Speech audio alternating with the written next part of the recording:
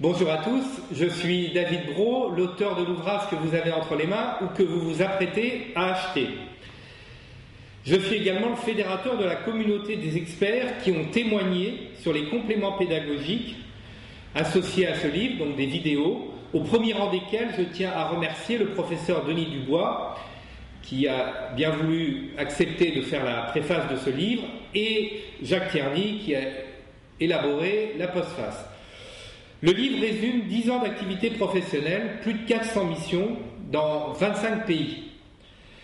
Dans plus de 50% des cas, ces missions ont été effectuées dans des contextes d'opérations de croissance externe mal maîtrisées ou qui dysfonctionnaient. Ce livre comporte-t-il une thèse ? Eh bien, je tiens à le dire, non, il n'y a pas de thèse à ce livre. L'objectif principal de l'ouvrage est de témoigner et de partager des expériences avec des professionnels. À partir de ce livre, nous avons prévu toute une série de conférences et de tables rondes afin d'échanger des bonnes pratiques avec des directeurs généraux, avec des directeurs financiers qui ont eu ou qui auront à mettre en œuvre des plans à 100 jours suite à des acquisitions ou des fusions. Le livre comporte 3 idées forces.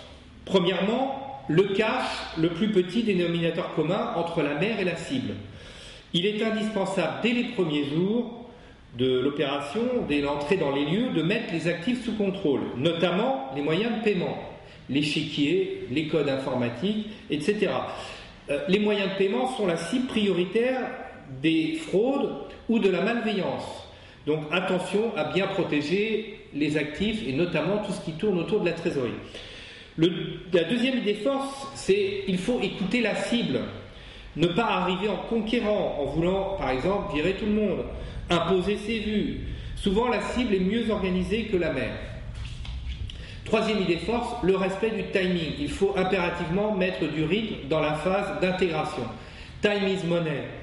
Les 100 premiers jours ne sont peut-être pas suffisants pour intégrer la cible dans le nouveau périmètre. Peut-être 100 jours, c'est un peu court. Peut-être qu'il faudra y consacrer 200 jours. Mais réussir les 100 premiers jours facilite l'intégration.